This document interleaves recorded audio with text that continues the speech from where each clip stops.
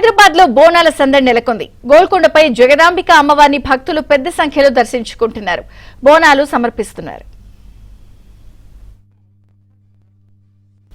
హైదరాబాద్ లో బోనాల పండుగ సంబరంగా జరుగుతోంది. గోల్కొండ జగదాంబిక అమ్మవారిని కూడా భక్తులు దర్శించుకుంటున్నారు. మరింత సమాచారం మా ప్రతినిధి శ్రావణి అందిస్తారు. శ్రావణి.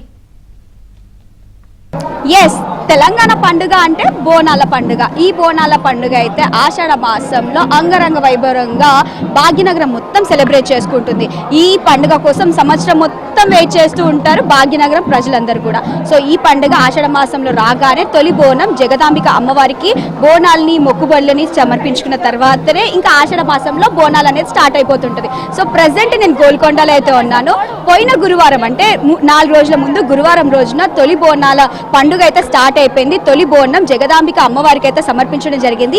ఈ రోజు ఆదివారం ఇంకా అందరు భక్తజనులందరూ కూడా అమ్మవారికి బోనాల్ని సమర్పించడానికి అయితే వచ్చేస్తున్నారు. సో ప్రజెంట్ గోల్కొండలో అమ్మవారి కోసం బోనాల్ని తయారు చేస్తున్నారు. సో ఇక్కడ ఒక అమ్మ ఉంది, తను ఎక్కడి నుండి వచ్చింది, అసలు బోనాన్ని ఏ విధంగా చేస్తుంది అనే విషయాలు తనతో మాట్లాడి తెలుసుకుందాం. అమ్మ, మీ పేరు, మీరు ఎక్కడి నుండి వచ్చారు? నా పేరు రేఖ. మేము గాజుల రామారంలో ఉంటాము, చిత్తారమ్మ టెంపుల్ మాది. మేము ఎవ్రీ ఇయర్ చేస్తుంటాము. ఇప్పుడు చేయబట్టి నేను బోనాలు 5 years అవుతుంది గోల్కొండల. ఎలా అనిపిస్తూ ఉంటుంది అమ్మవారి కోసం బోనాల్ని తీసుకుంటూ పై కొండ వరకు వెళ్ళాలి?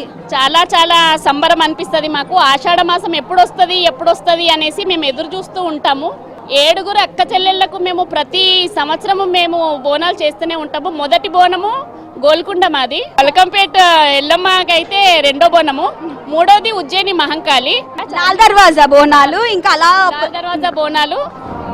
ఓకే, కాదక్క, ఇప్పుడు మనం పైకి తీసుకెళ్లాలంటే బోనాన్ని నిష్ఠగా భక్తి శ్రద్ధలతో చేయాలి.